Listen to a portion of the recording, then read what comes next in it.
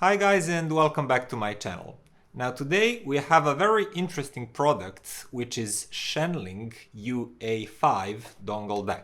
Feel free to correct me down below the video in the comments if I pronounced Shanling wrong. It's the first time I met this brand, but I think this is the right naming.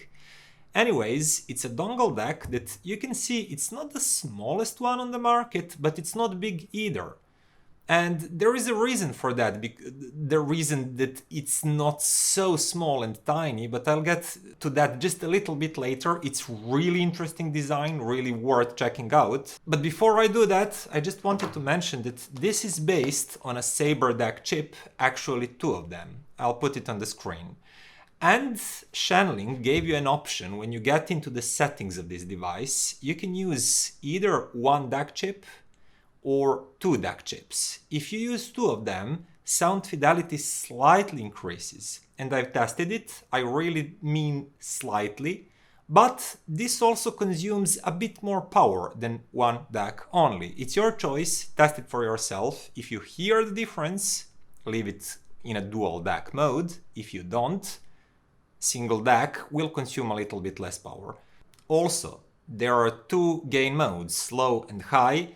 For my in-ears, I've used low gain mode because it sounds a little bit more precise and controlled, but if I used some bigger cans like these planners, I would switch to high gain mode. And in that mode, this one has quite enough power to drive these moderately sensitive big cans. Also, quite common thing these days, we have an option to choose between 3.5mm single-ended output or 4.4 balanced output Pentacon connector. If you have balanced headphones, that is balanced cables, because basically all headphones are balanced in their nature. So if you have balanced cables on your headphones, I suggest using balanced output because it does give a little bit more clarity and drive, and go for it if you can. Yet another interesting thing that's not always common with these small dongles is that you can choose between several digital filters, just like you would do with your big desktop DACs. In my experience and during my own testing, I didn't notice much of a difference between different digital filters, but try it for yourself, maybe you hear it. And the next thing is that you have this dial here, it's hardware volume control. And it's completely independent from your phone and your software, unlike many other DACs that are basically controlled through your phone and your operating system. This one have completely separate volume control and it's based here on this button. By the way, this same dial, wheel, however you call it, has a click on it. So that's the way, by clicking it and rotating it, you do everything on this DAC. If you hold it for a few seconds, you go into settings. Everything is shown on this small OLED display and it's quite readable. It serves its purpose. It can be set to turn off automatically, so everything's okay here. But the thing that actually surprised me the most is that this DAC has some sort of hybrid solution when it comes to its power supply, and I think this is a genius solution. That is basically that inside there is a really small battery. I think something around 200 milliampere hours battery. I'll put that on the screen. And that's insufficient to power the whole unit from it and get any meaningful playback time. It would be like an hour or so.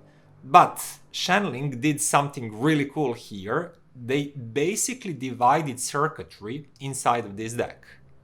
So you can choose to do this. You can power everything directly from your phone when you connect it here. You can choose in the menu for everything to be powered through the USB port. And that way you drain the battery of your phone. You're not limited by the battery inside of the DAC, but sound fidelity suffers a little bit.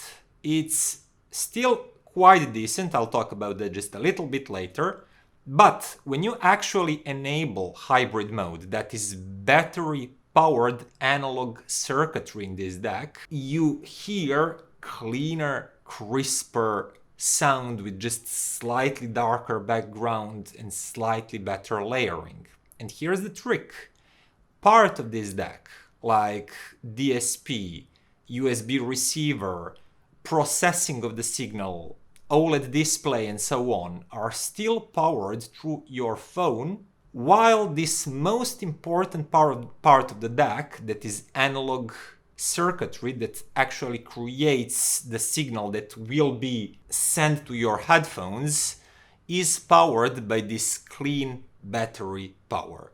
And I can tell you this actually works, because when I enabled this battery power, I immediately noticed that everything got cleaned, sound became cleaner and more precise, and I loved it. I've kept using it that way, and because only analog part of the DAC is powered by the battery, even it's so small, you can still get around 6 to 8 hours of playback. If you deplete your battery, this DAC will automatically revert to using power from your phone. It's slightly lower sound fidelity, but you still keep going with your music, which is better. It's better to have slightly lower sound fidelity than not having music at all. So I think this is a genius solution and I loved it. Why have nobody else think of this? And with that, I think it's time to finally talk about sound fidelity. And I'll quickly start by saying that this is not an analytical and harsh sounding DAC. Some of you might think that because I mentioned it's based around Sabre DAC chip, but that's a common misconception. DAC chip doesn't sound analytical or aggressive by itself. It's the whole device that makes it sound that way. And this one is actually on a slightly warmer side of things, especially bassline. It's full, it's juicy, it's punchy. And mid-range is kinda just a little bit laid back in a pleasant way. You still hear a lot of details and the vocals sound great, really, instruments, everything, but mid-range is just slightly laid back, which I think is quite a good decision because this will, like, probably 99% of the time be used with headphones, not in a speaker system because of its form factor and everything. And with headphones, slightly laid back mid-range means that everything pulls away from us, from our head and our ears slightly. And that actually creates a sensation of a bigger soundstage. What sounds forward in a speaker system actually sounds congested around your head with headphones. What sounds laid back and further away in a speaker system sounds again further away from your head with headphones, which gives you the impression of more space, more room to breathe.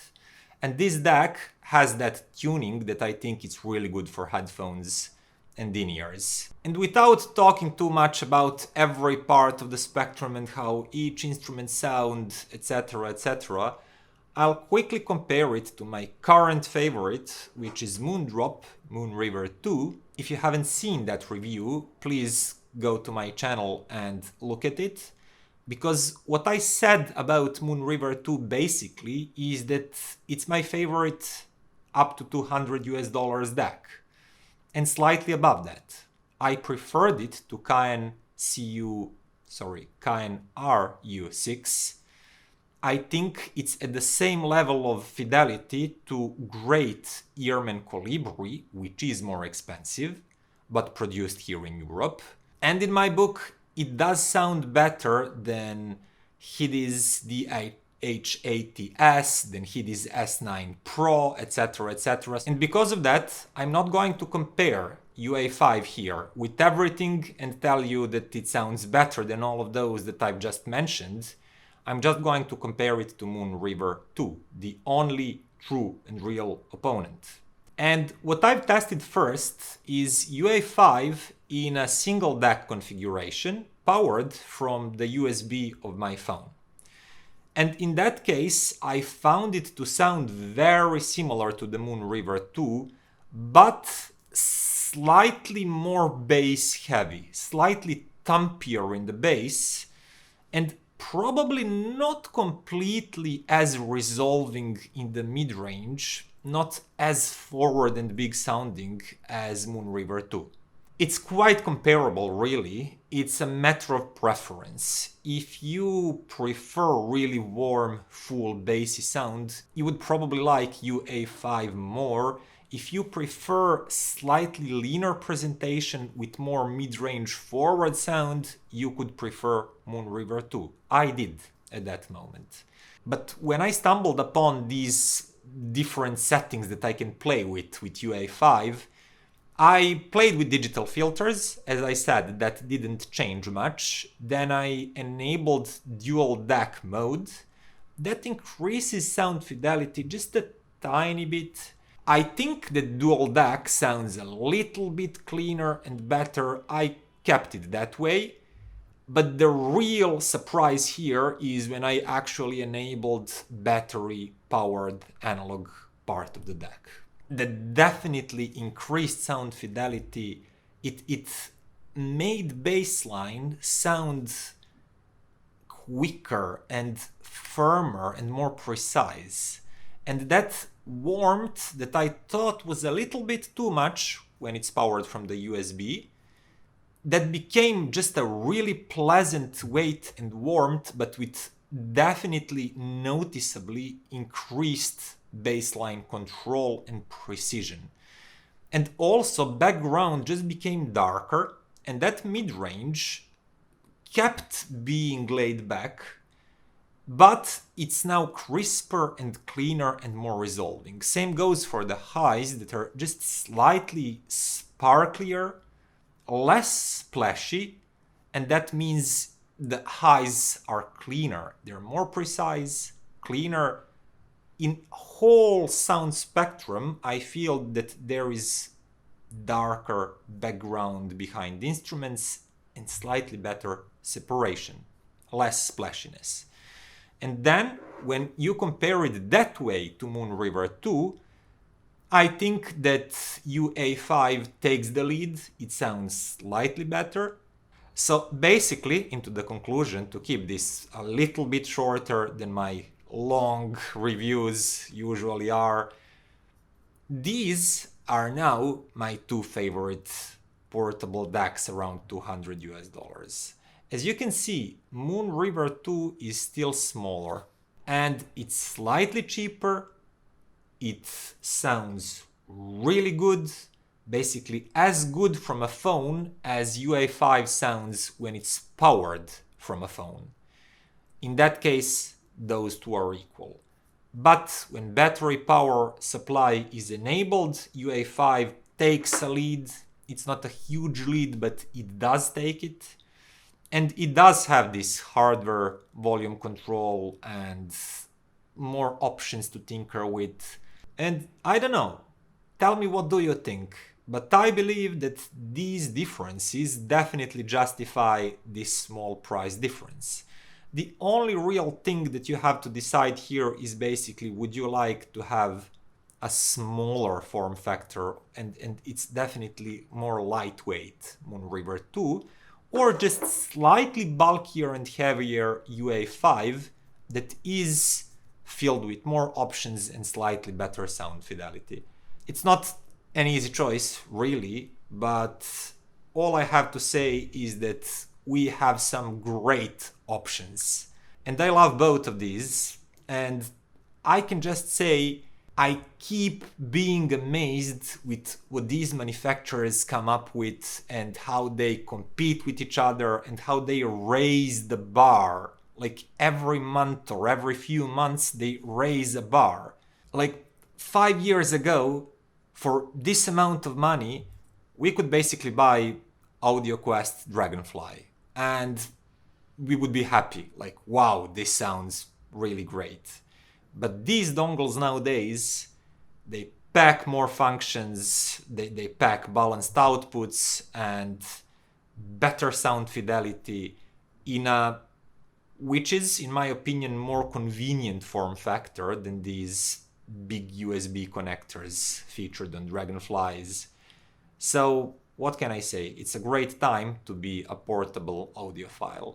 Just choose your poison, because these are both great, and Shanling UA5, my first encounter with this brand, is a great little DAC.